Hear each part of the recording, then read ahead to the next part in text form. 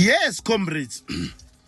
We as the traditional healers of this country, we also want to participate in the economy of this country. Why I say this? You can visit so many towns here in this country. You will find the shops. Those shops are selling the traditional medicines, only to find out that the owner of that shop is a Bangladesh. How come? In this country. How come? The government iyathengisa, government ihlanganela nezizwe.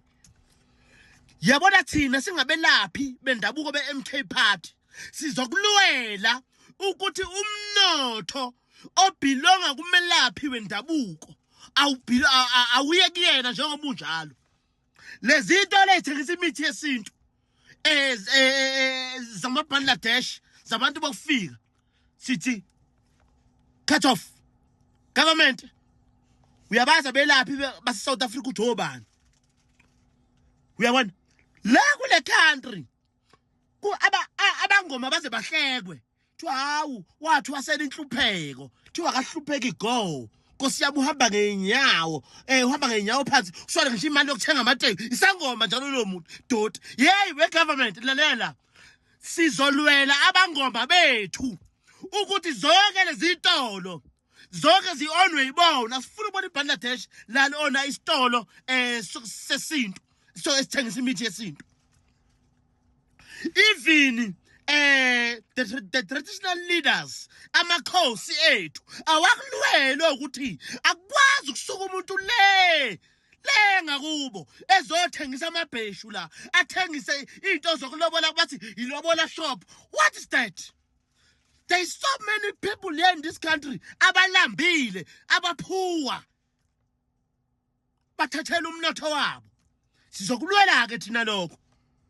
Thina singabelaphi be-MK Party sithi izitolo ezithengisa imithi yesintu azinikezwe abantu base South Africa, abantu abenza into abayaziyo. Angahamba umuntu ayothwasa athwasela inhlupheko, athwasela ukulala, athwasela ukuthi kana ahluleke ngisho ukondla izingane zakhe.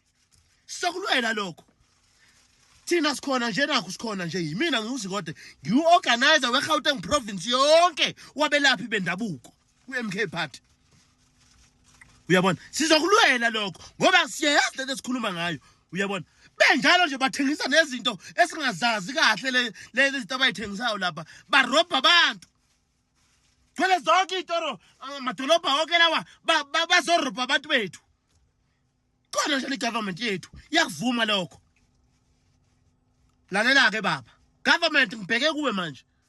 Lezi itolo ayithathe zonke uyinikeza abantu bakini. Uyinikeze izangoma nezinyanga zakini namagedla kini abenza izinto abazaziyo.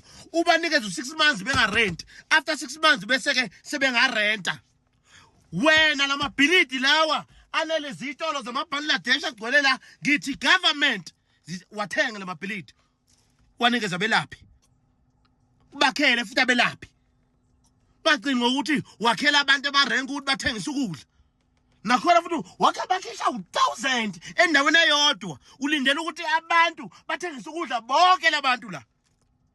Sibhedele government. Isikhathi ke manje we are fighting for our economy. Umnotho siyufuna ngenkani. Yona ndlela sifuna ukukhuleka ngayo ke manje sifuna ukukhuleka nasemnothweni. Ngathi wena sengikhulekile ukuthi ngiyakwazi ukuthandana nomlungu, ngiyakwazi ukuhlala etoilet endloda nomlungu, ngiyakwazi ukufunda nomlungu. Fuck government. Khona thina manje la. Si-MK Party.